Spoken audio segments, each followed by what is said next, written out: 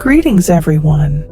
Today, I'm thrilled to dive into a book that has left an indelible mark in the realm of personal finance and wealth building. It's a journey that's nothing short of extraordinary. I'm excited to present to you the remarkable book, Rich Dad, Poor Dad, by Robert Kiyosaki. Rich Dad, Poor Dad is a remarkable book that initially garnered little attention and even required the author to self-fund its publication.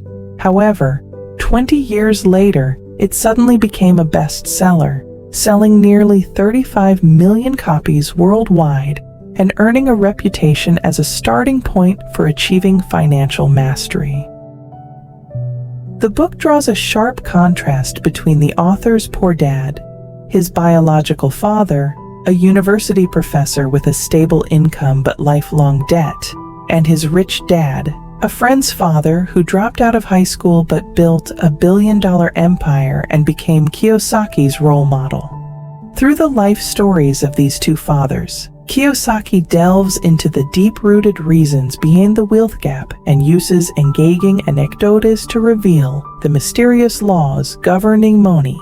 He argues that poverty isn't solely determined by how much money one can earn, but is instead influenced by one's thinking and actions. Without grasping the fundamental principles of wealth, one is destined to remain in the cycle of working for a paycheck.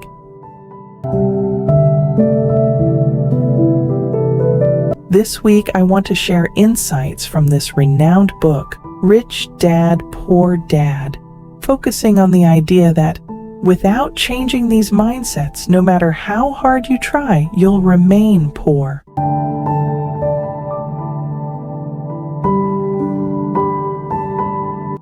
One, the endless rat race.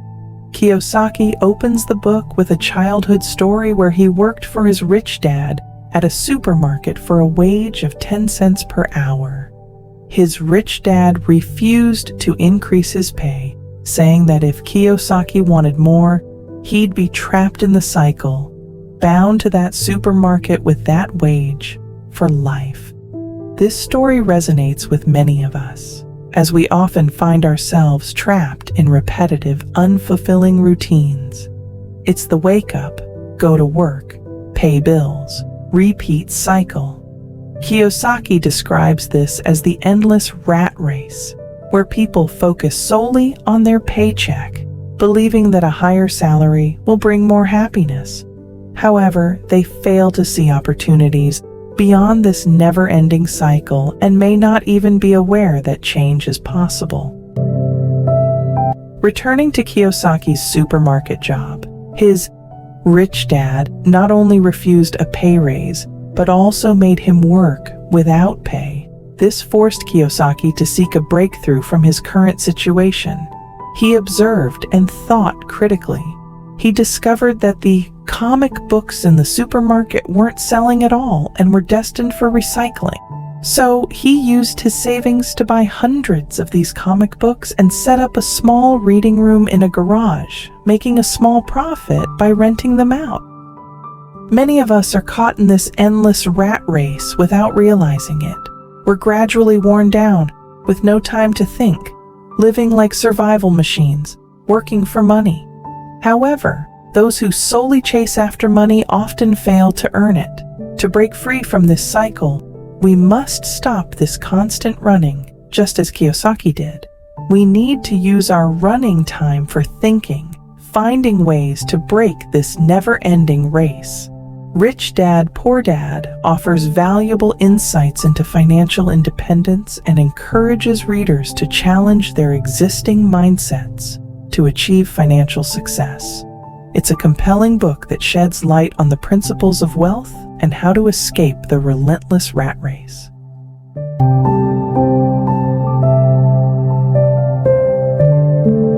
2. Blindly chasing the fixed mindset. In the book, there's a concept called the social clock. It's the idea that society dictates when we should do certain things in life. This aligns with the belief of the poor dad, deeply ingrained in his mindset and passed on to his children. that one should study hard, attend a prestigious university, find a good job, and work until retirement. Author Kiyosaki grew up following this social clock, but he gradually realized it was a mistake. He observed his peers who, after graduating, got married, took out mortgages, had children, and started spending more while also accumulating credit card debt. They seemed to have houses, cars, and stable lives, but in reality, they had little savings. They had to hustle daily, working multiple jobs to keep up with their excessive spending. When unexpected crises hit, they were helpless and lacked the means to cope. Kiyosaki also witnessed a friend who was laid off, pleading with his employer, leaving his family behind, from the elderly to the young, at the company's doorstep in a desperate plea for mercy.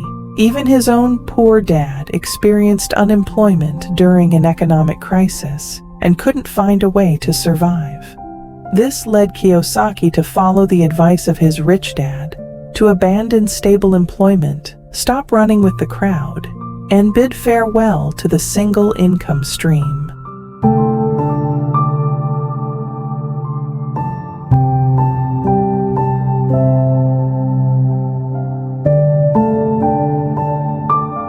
Kiyosaki expanded his horizons by exploring various fields, from auditing to law, waiting tables, construction work, and sales. He even interned at a significant market research company. Later, he established a real estate company and earned his first significant income. His rich dad once said, "Whatever profession you choose, keep an open mind. There's nothing scarier than stubbornly sticking to one way." The scariest thing in life is to run on a single track.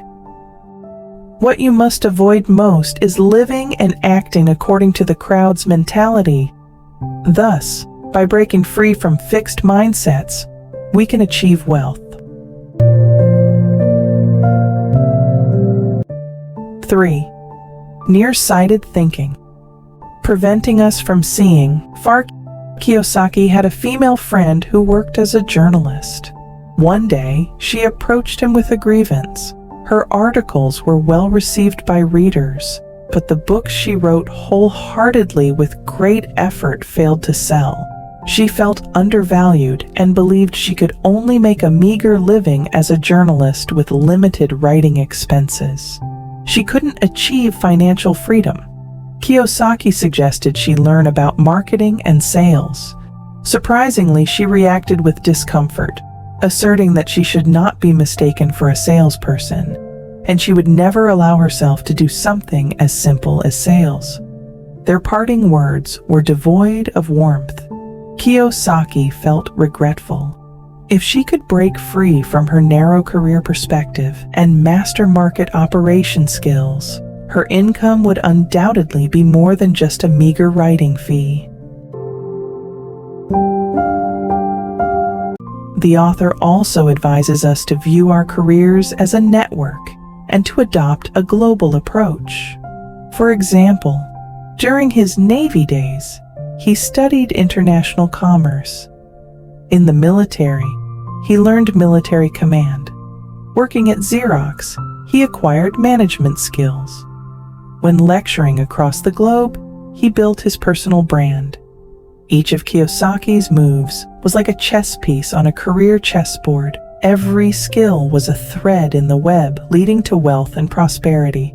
Only by expanding this network and weaving it tightly can the flow of wealth be allowed to pour in like water. As you know, family background, abilities, and luck are all positive factors supporting us in earning money. But if we maintain a short, narrow-minded perspective and insist on a stubborn, non-progressive mindset, these factors will only serve as obstacles to your wealth flow. Set your sights on the big picture and develop a global mindset to achieve prosperity. Rich Dad, Poor Dad provides valuable insights into financial success, by challenging fixed mindsets and advocating for a global perspective in career and wealth building. It's a compelling book that encourages readers to break free from conventional thinking and pursue financial freedom through open-mindedness and adaptability.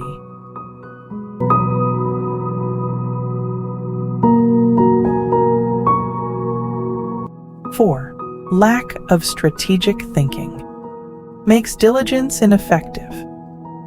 A famous American economist once revealed a painful truth about today's society. He believed that the rich resist change as a matter of course.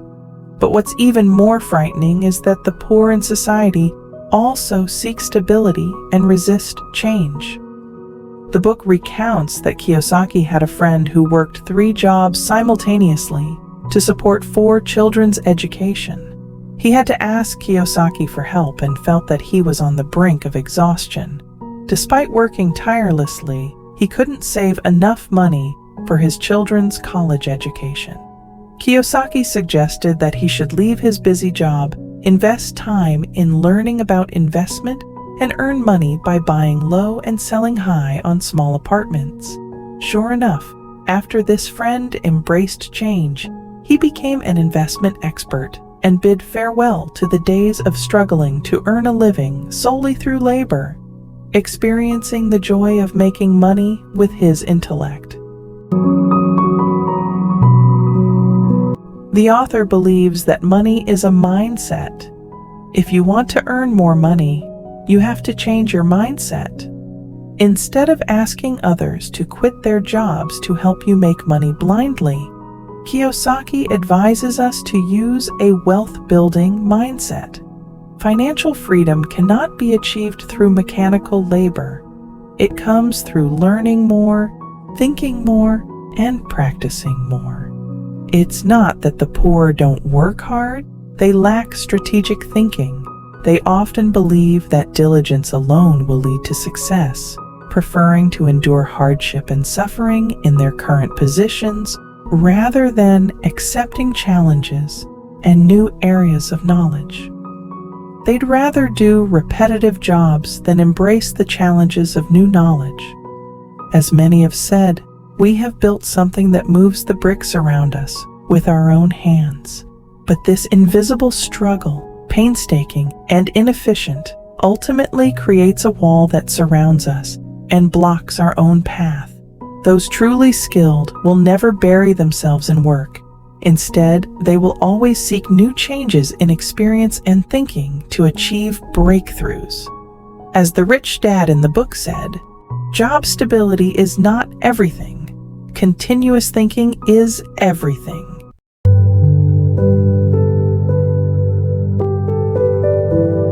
Five, self-consuming thinking hinders action.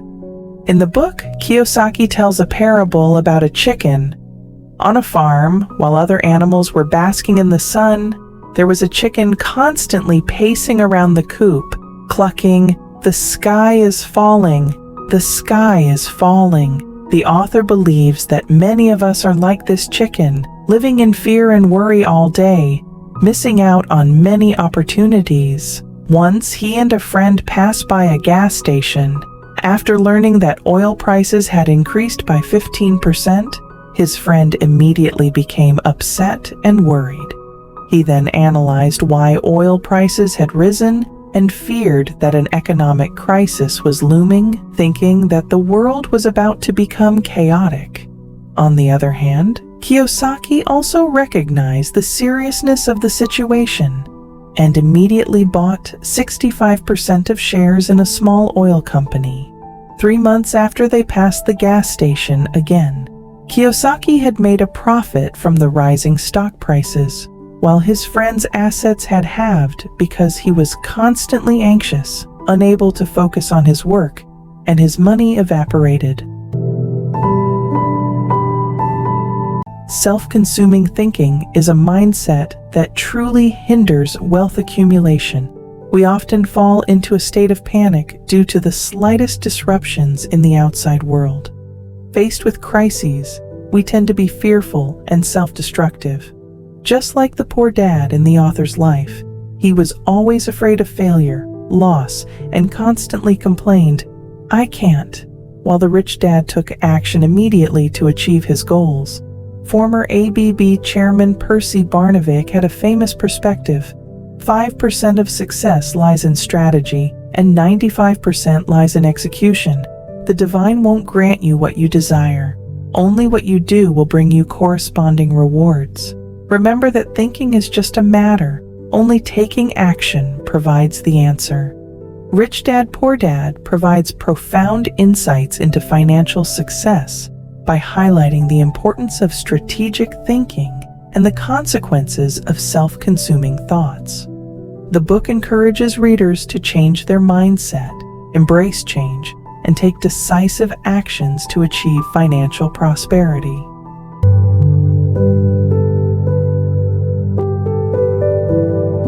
Six, the paradox of hoarding, firewood, and changing positions.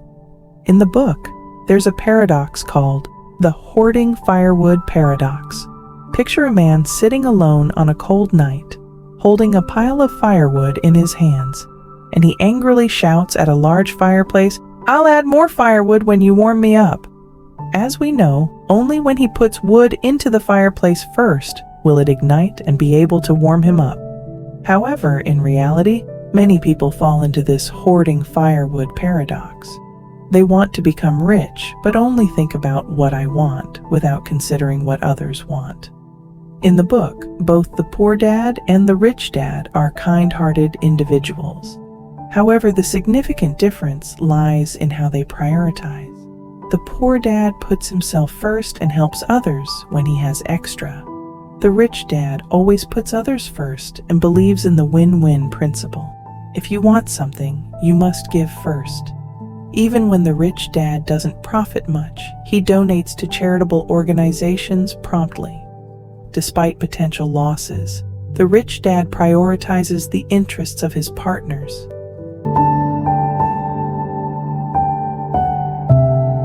Over time, the rich dad gains more respect, expands his network, and grows his career. Meanwhile, the poor dad's path becomes narrower. After losing his job, he can't find anyone to help him. Unfortunately, in reality, many people are like the poor dad, always putting themselves first when collaborating with others. If we lack a mindset of generosity and giving, living in the hoarding firewood paradox, we may earn some money in our lives, but will never achieve true wealth. Becoming rich is akin to becoming a better person. It's a process of giving first and receiving later. Above are 6 insights that I've summarized from this book. Rich Dad, Poor Dad has led Kiyosaki to face numerous accusations and criticisms as the author unapologetically exposes the true nature of poverty. However, time is the fairest judge, and over the past 20 years, the book has proven that while effort matters, it's the mindset of the poor that truly prevents us from achieving wealth and prosperity. Many have become rich as a result of this book.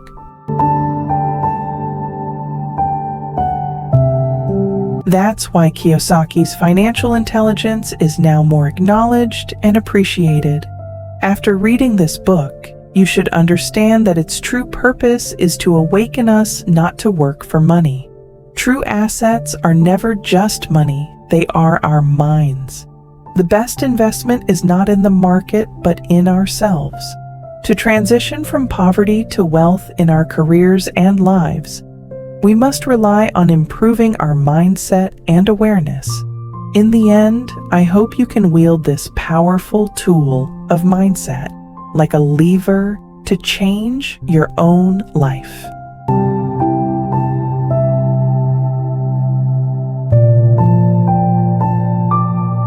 If you find this video helpful, please share it with those who need it. Give it a thumbs up, hit the subscribe button, and turn on the notification bell to watch the latest videos. If you have any emotions or thoughts, please leave them in the comments below. Once again, thank you, and see you in the next videos.